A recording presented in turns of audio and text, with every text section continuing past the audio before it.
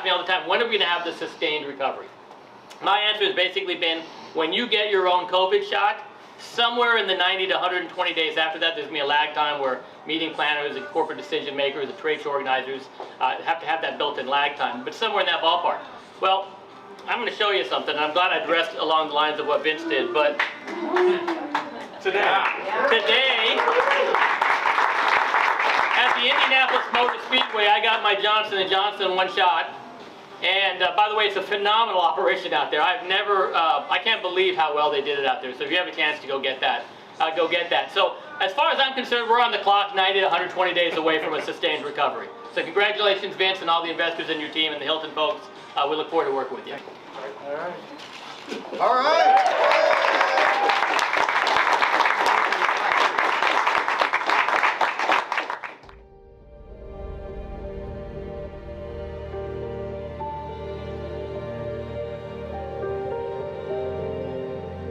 We had been following, or I'd been following, the sort of the path of the virus through the rest of the world, you know, starting in China and moving on from there. And there was a moment in February, late February, where the CDC had a statement that it was not a matter of if, but when the coronavirus would get to the United States. So we immediately started talking about, with Visit Indy and our partners, about what that would mean to our industry. And then all of a sudden, you know, we got a case in Indiana. Then we got like 7 or 8 cases in Indiana.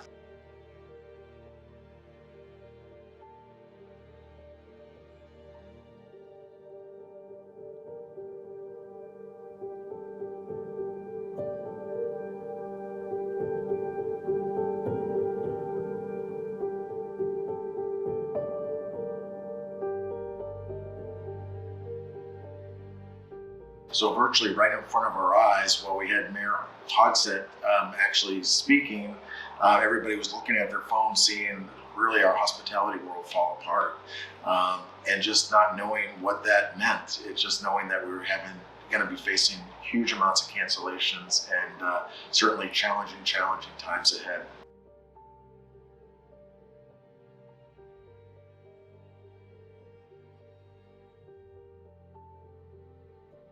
That was kind of the moment where we were like, this is going to be more than an H1N1 without question, and it's going to have a pretty significant impact. And even then, I think the question was, is this going to be a couple of weeks where if we do this, kind of stay home, save lives, get under the curve thing, and then you get back maybe in a couple of months, maybe a month or two? Or is this going to be 3 months? And then you started hearing from other people saying, no, this might be a year, you know, and nobody wanted to hear that at the time, but there were a lot of big corporate folks who, corporate meetings I think went first. They were like, we're not doing our meeting in September. And you're like, really? You're not going to do it in September? It's March. But they had, it seemed like that they were a little bit more on top of that than others. I remember standing, you know, with my staff and having that sort of moment like, oh no, like, you know, our entire mission to support our city is to attract major events and all the people that come with it to our town. And here we're losing a key event and then sort of the foreseeable but very painful slow drip of other cancellations following. So it was, you know, it was the Big Ten Conference, and then it was the NCAA with no fans, and then the next day it was no NCAA, and then it was no Olympics. And so, you know, day by day, the situation got, you know, more grave for the sports tourism industry.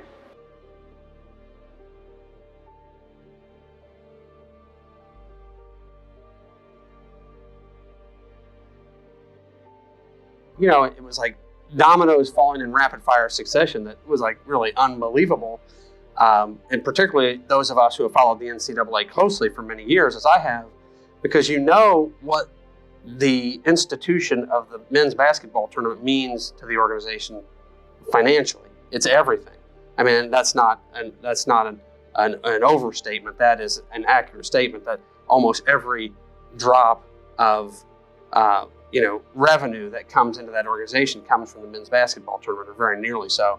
So when that happened, it was an enormous blow, and really unbelievably so. There's 4 stages to a crisis, right? There's preparedness, there's emergency response, there's continuity, and there's restoration. You know, the NCAA, as an organization that we know to have strong risk management, my guess is they've probably prepared themselves to be able to operate their core business to the extent they can and handle things like this. Now, I'm sure with furloughs and all hands on deck, it may slow down the progress or the pace of things or the focus on things, but I think that, you know, to the extent we get up and running very quickly, they'll have the plans, and that's what restoration planning is all about, is when the crisis is over, how can I flip the switch back to normal as quickly as possible?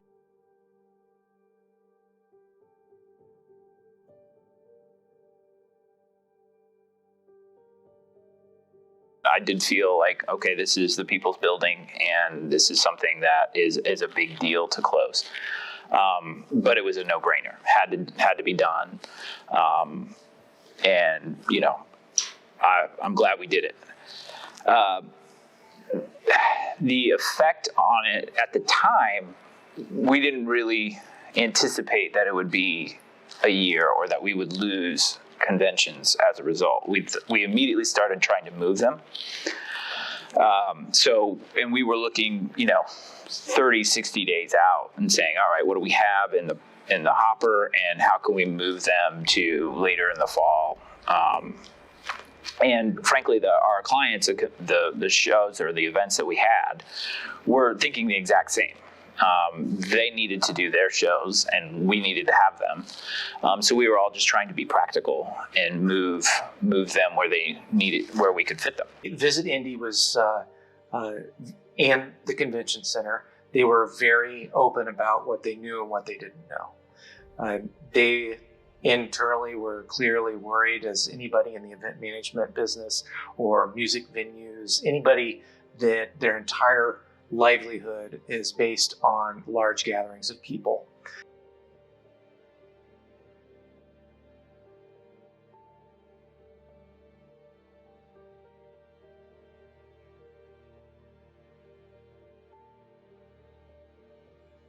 And so as we saw these groups canceling and the amount of groups that were canceling, it just became very clear that a building of our size, we just were going to have such little to no occupancy that we just couldn't remain open. So we made that very difficult decision that we did decide to close. And we made that decision, which was before the end of March, to actually shutter our doors. And we checked out virtually on a Sunday. I was here to check out the last guest of the hotel. And it was a very eerie feeling to see the hotel, which is usually big and busy and vibrant, to be shut down completely and locking all of our exterior doors.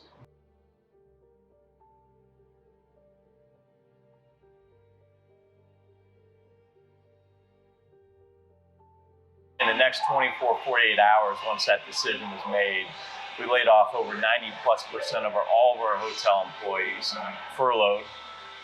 We laid off 215,000 restaurant employees throughout the entire state of Indiana within 24, 48 hours.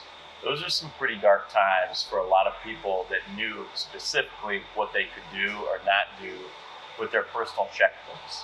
I've covered not only sports, but also travel tourism at IBJ for many, many years. And I know, you know, I've been at Super Bowls and I've been at Colts games after all the fans have gone. And what nobody sees is the hundreds and hundreds and hundreds of workers that come out of the woodwork who are, you know, working their 9-hour shift after the fans have gone home. And that is the case at every hotel in the city, every restaurant in the city, every sports venue in the city. So I know what these events mean to these folks, you know, who are just working to make a living. Those were incredibly difficult decisions to make, but they were made for reasons that we believed the data and the science, which frankly was evolving throughout this period of time. They were the best decisions that we could make out of a series of essentially no good options and just trying to select the least bad option.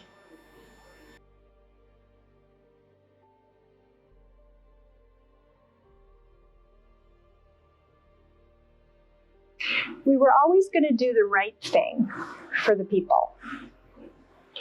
And We started working on that the day we landed from St. Pete, which was less than 48 hours after the NBA shut down. We looked at every scenario.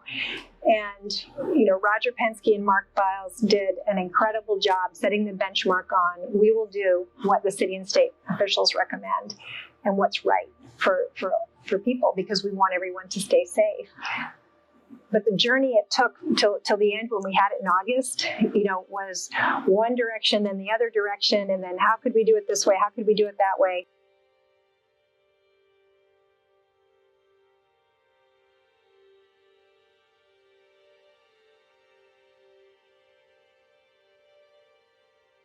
I don't know that anybody had any clue of the impact that this was going to have on us for a full year. Late into the spring last year, again, we were still pretty optimistic about the summer season. We thought events would go on in the summer. Again, we were on delay, but we weren't panicking. Come April, May, when we were on complete lockdown, we were really starting to get concerned. The industry was starting to lay people off. People were not so optimistic about business in the summer, whether that was from leisure travel to large events to even business transient. And then we started to shift everything into the fall. From a customer service and health and safety standpoint, we had no option but to postpone or cancel. There was no ill will to anyone else that couldn't, or that was able to move forward with whatever their event was. That's not a thought. We knew from our perspective, we were done in 2020.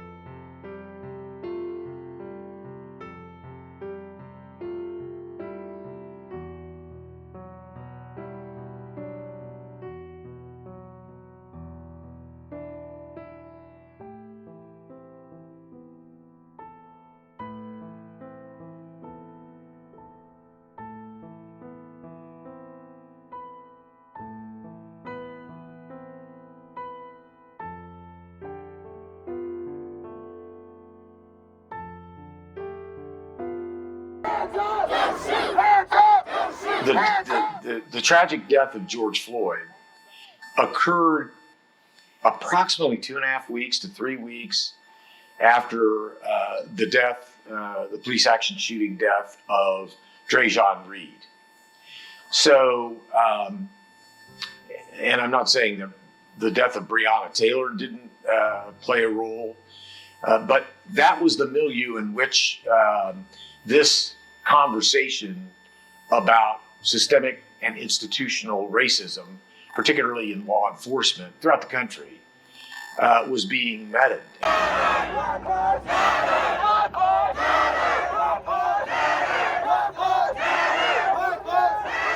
And that was a true moment where we saw just how mobilizing around a singular effort or conversation really does amplify change in a very positive way. So I think that was a very significant moment in not just Indianapolis history, but in American history, in world history. Where we took that opportunity, the collective we, to really put racial injustice on the platform that needs to be, so we can really accelerate change.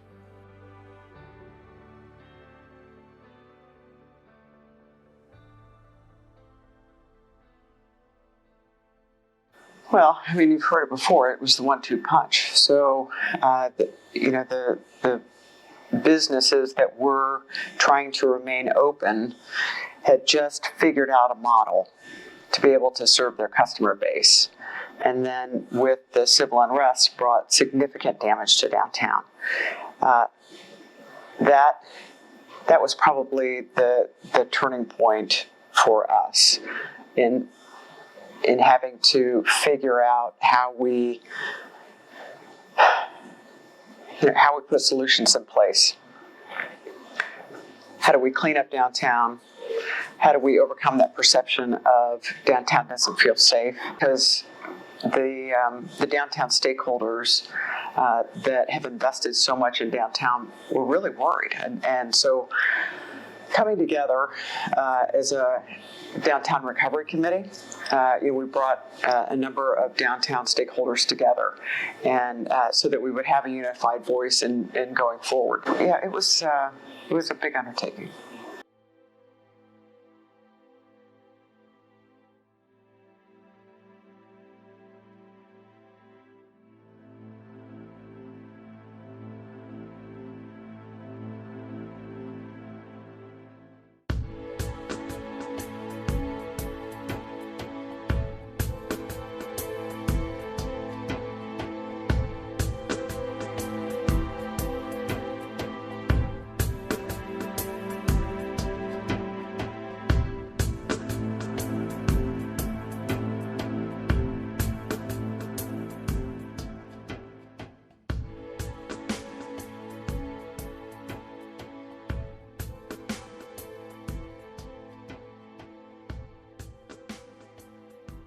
We really just came up with a concept of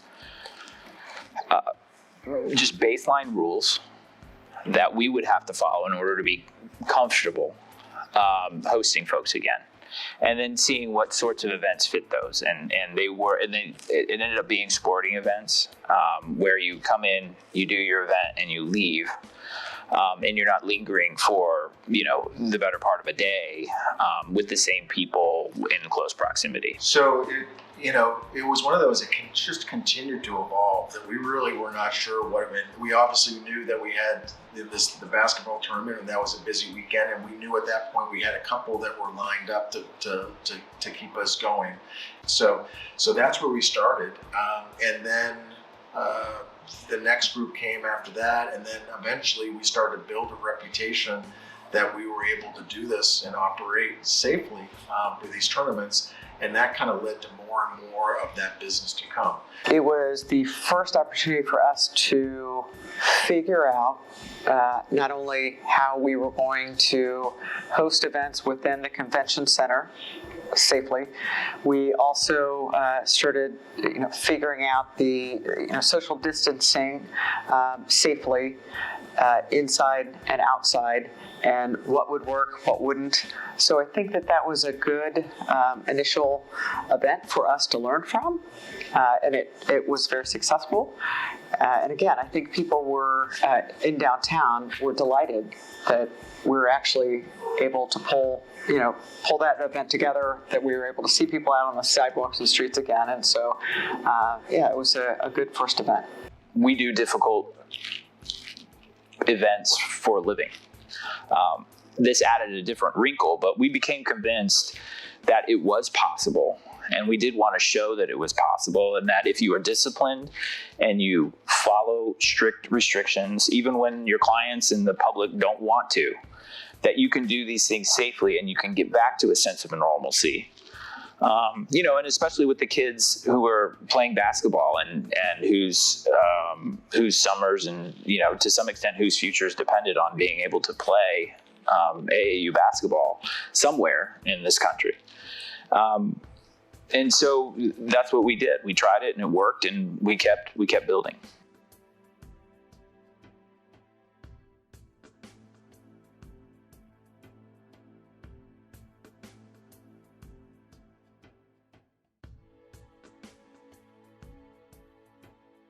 Once we were able to demonstrate as a community, again, that we can host events safely, right? I mean, people from around the country were calling in asking, how are you able to do that?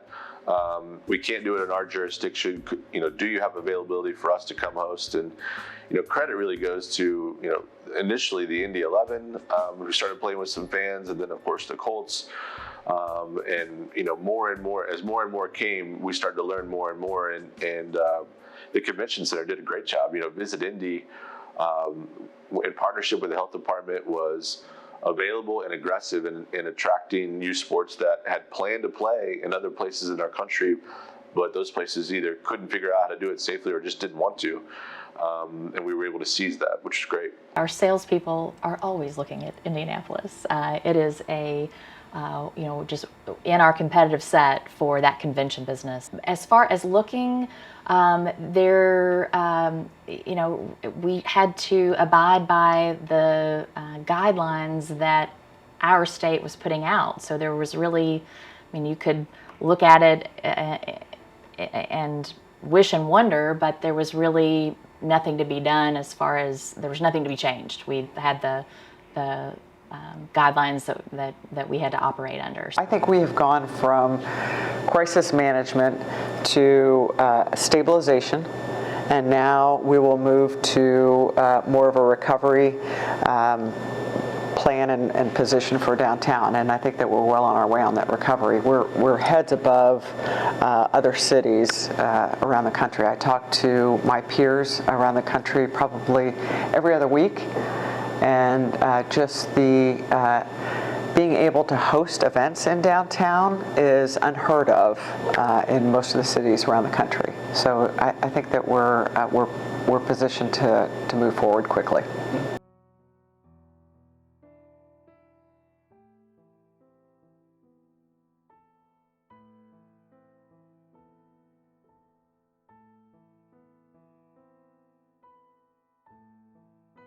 It became very clear as we went into the summer that not only did we need to be thinking about planning a Final Four, which was great news, but we needed to be thinking about planning the Final Four under a variety of different scenarios. So no fans, limited fans. What does that look like? What are the community activations which the NCAA is you know, and their corporate partners are executing? Could those happen and under what conditions? So then the planning process like spun back up, but it was more like planning 3 different Final Fours, which was fine and great. You know, it was nice to have a goal out there, something positive to focus on and organize. But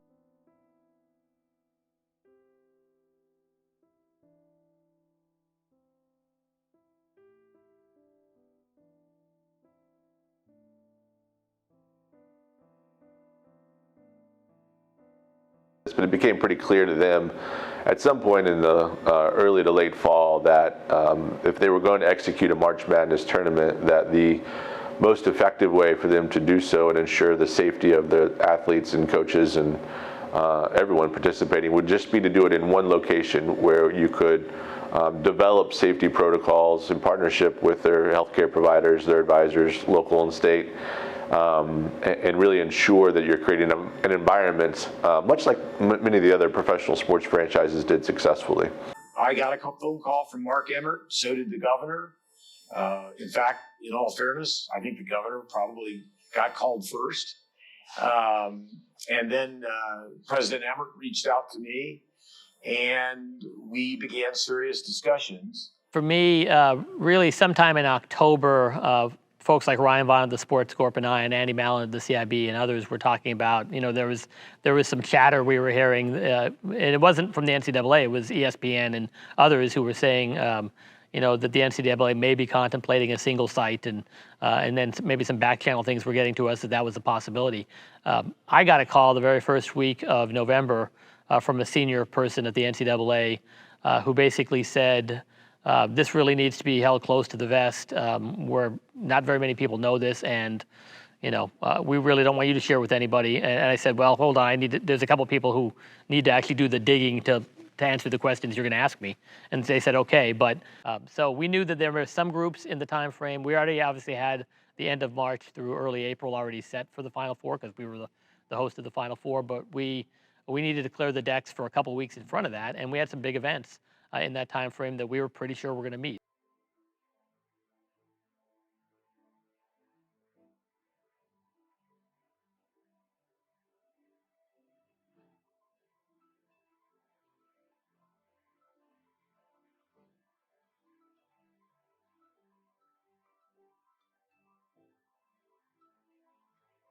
Well, in terms of complexity, there's nothing like it ever. You know, even with the Super Bowl, we had way more time to plan it. It was, you know, a good week and a half of intensity, almost 2 weeks leading of you know, Fan Fest and other things of that nature. But this is nearly a month in a pandemic with a couple of months to plan it. And so with complexity, there's nothing to compare to it. In terms of impact, probably won't have the economic impact of, say, the Super Bowl in 2012, simply because of the restrictions on capacity and things of that nature. But it's going to be big. It could well be the biggest economic impact event of the entire pandemic anywhere. That all these athletes coming in for a final, the Final Four and the whole March Madness. So we're talking, you're talking the Selection Sunday is the 14th. The championship game is on April 5th. There are athletes that are going to be here for 3-4 weeks without to stay in a bubble for that long. So just the amount of logistics to be able to make sure we house people, feed them, make sure we can do that, and then just the sheer numbers of having, when you have 68 teams coming to Indianapolis at the beginning, and that first 7 to 10 days of being extremely busy with all those athletes, just the amount of food to prepare, the meals to prepare, how to keep them entertained. There's still students going to school. So there's just a tremendous amount of logistics that had to be thought out to be able to make that happen. And the NCAA, we only look at a small piece of what's happening for this from our perspective at the hotels, but they're looking at the whole global tournament, trying to get all those logistics to all fit and make it work and make it be successful. So we've trained for this moment. We've lived for this moment. It's not the first time that we've stepped in and taken something over. In 1987 Pan Am Games, there was a country that couldn't fulfill their obligation, and there was a delegation from Indianapolis who said, we can do it, and we did it. When we went to Hong Kong to see how they thought they could do the World Indoor Swimming Championships, we sat there with Dale Newberger and my friend Tom Rutledge and said, yeah, we can do this. We might not have had any idea how we could do it, but we did it. So I believe that Indianapolis has a spirit of public-private partnerships, has a volunteer spirit, and that has great trained people in this business, whether it be from a marketing standpoint or logistics. Think about all the events we've done, and we're training new people to be part of it, but we've got some seasoned volunteers. We're looking to Indianapolis to lead here. We want to lead. We're in a position to lead. We have the right stakeholders around the table to lead. So in terms of a leadership stakeholder case, this is it. Indy has accepted this challenge, and they're going to do everything they can to be successful. Is it a story of beacon of hope for the events industry? Yep, it is, because we are right now we're moving towards optimistic. We're very optimistic about return to travel, return to events, return to the office. We're talking recovery. And this will be a story for event planners that we can get back into this cycle, hopefully sooner than later. And for many in our industry, we need to be back to work sooner than later. It gives you hope. It's just something to look forward to. Every day when you get up and I come to work every day. There are days where, you visit these local owners and they're not seeing much foot traffic at all, and they're barely hanging on, and so you needed to have something to look forward to. So that's what this means for us. It's just exactly what our downtown restaurants and retailers need right now. I was a part of the team that moved to the NCAA here in the year 2000, and so 21 years later, for me personally, to see the way this has come together has been remarkably encouraging, because if you told me in the year 2000, 1999, when we were writing the bid and submitting it to the NCAA, that this partnership in 21 years, there's going to be a pandemic where the tournament can't be hosted in any safe way around the country other than pulling it together, I would have said you were nuts, because who could see that down the road?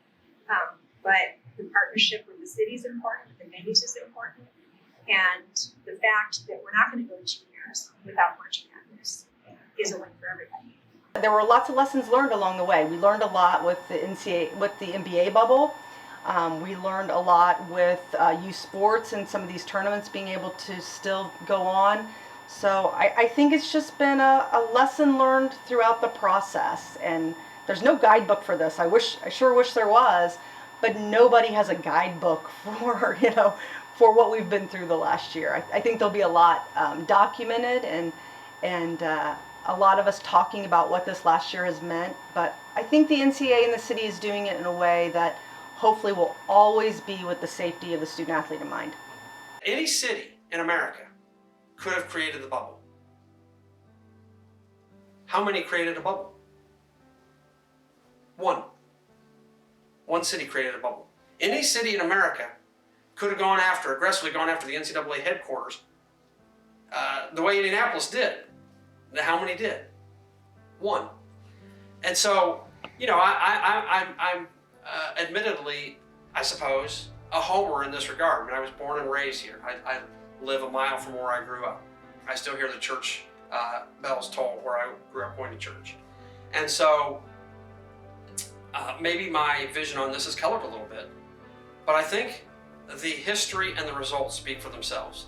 And I think when you look back on this now, like those of us looking back at 1980, we won't remember necessarily who won the tournament.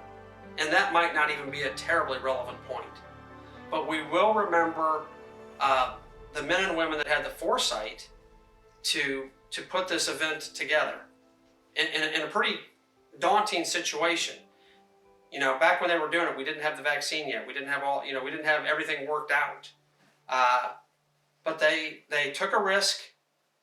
They had some foresight, and they really laid it on the line. And I think came through for the NCAA and the city once again. I hope that we look back on the tournament and truly see it as the most important step forward in Indianapolis's return to prominence. Even in spite of all the challenges presented by a global pandemic, Indianapolis, and only Indianapolis, was able to accomplish something of this magnitude. I'm sure other communities will return to prosperity, but not as early as Indianapolis will, and not as early as Indianapolis already has.